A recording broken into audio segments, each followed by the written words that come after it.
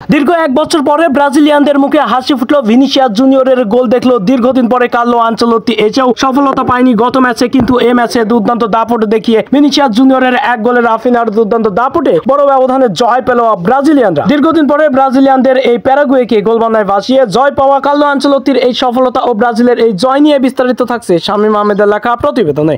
আজ সকালে প্যারাগুয়ের বিপক্ষে নিজেদের ঘরের মাঠে ব্রাজিল মাঠে নেমেছিল। এই ম্যাচের শুরু থেকেই দুর্দান্ত আধিপত্য ও শক্তিমত্তা দেখাতে থাকে ব্রাজিলিয়ানরা। ভিনিসিয়াস জুনিয়র ও রাফিনিয়াকে একাদশে রেখেই আনচেলত্তি মাঠে নামিয়েছিল ব্রাজিলিয়ানদের। এই ম্যাচের শুরু থেকে দুর্দান্ত আধিপত্য করতে থাকেন ব্রাজিলিয়ানরা। গোলের দেখা পেতে প্রতিনিয়তই আক্রমণের ছুরি ঘোরাতে থাকেন প্যারাগুয়ের ডিফেন্স লাইনে। এতে করে আরো বেশি সময় লাগেনি, দুর্দান্ত দাপট দেখিয়ে প্রথমার্ধের এক্সট্রা টাইমে গোল করে এগিয়ে দেন ভিনিসিয়াস জুনিয়র। রাফিনিয়া বল টেনে নিয়ে যায় মাঝমাঠ থেকে ডিবক্সের ভেতরে। এরপরে আরেকটি প্লেয়ার বলটি পাস দেয় ভিনিসিয়াসের দুর্দান্ত এক গোলে এগিয়ে যায় প্রথমার্ধেই ব্রাজিলিয়ানরা। এরপরে আর প্যারাগুয়েকে কোনো পাত্তাই দেয়নি। দ্বিতীয়ার্ধে মাঠে ফিরেও আরো গোলের দেখা পেতে মরিয়া, কারণ আনচেলত্তির দল বড় ব্যবধানের জয় ছিনিয়ে নিতে মরিয়া হয়ে পড়েছিল।